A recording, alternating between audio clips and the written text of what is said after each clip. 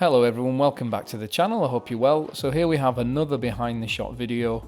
Again, I'm going to go through the lighting setup, the actual background setup, props, shooting techniques, etc. What I really wanted to achieve was a real natural light look. I wanted to have not only the temperature of the image to be a little bit warmer, but I also wanted the light not to look like it was studio lit. I wanted there to be a really nice soft light, but also I still wanted to retain some shadows, but I just wanted it to look really ambient and not so much flash and artificial. So in order for me to do that, I knew I had to actually mix the ambient light with flashlight.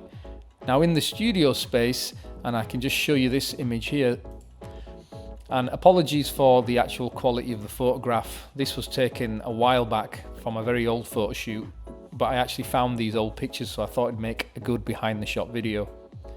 So this is the actual setup itself. Here we have the background, which is just some canvas that's been draped down onto the floor. We've got a piece of wood here, which is quite simply a 6-foot piece of MDF. Behind it is a big box, which is resting up against the wood to stop it from falling over. And then I've just wrapped it with wallpaper. We've got an old wooden table, a chair, a vase, and a lily. Now, in terms of the actual ambient light, none of the lights that are in the room, you could say the studio lights, are on. But we have this nice size window here on the camera right side, and it has some diffusion blinds. So we're actually getting in soft ambient light, and you can actually see on the shadows here, they're very soft and they're really diffused.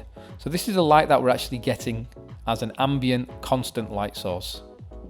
So if we have a look at this setup using this 3D light planning visualization tool called Setlight 3D, I'll be able to show you roughly the placement of the key light, the fill light, and the reflectors. Now, I've used just for this demonstration 2 ARRI sky panels, which are trying to simulate the window light that's coming through the right hand side. And for the fill, we have our large umbrella, but unfortunately this one only has a single white inside with no diffusion on it.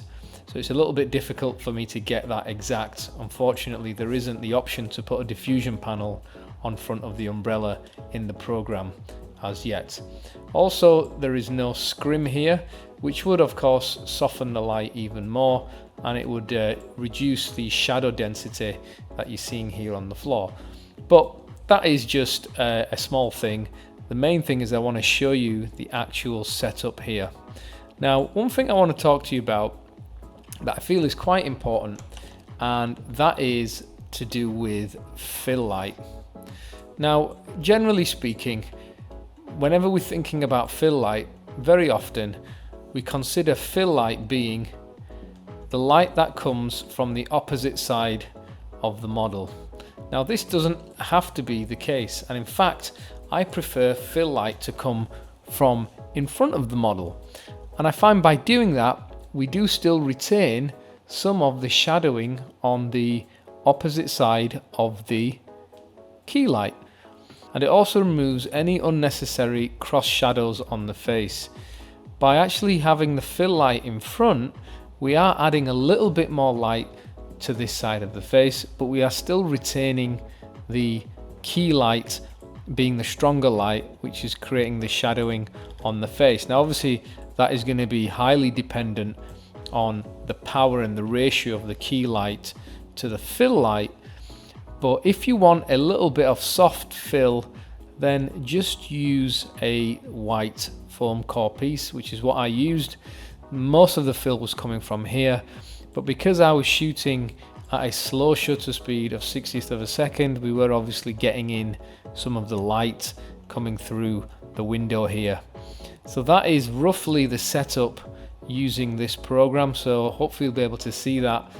I thought it might be useful as I didn't really have as many behind the scenes videos on this one as I normally do. If you like this kind of diagram and you think this is quite useful for you, do let me know.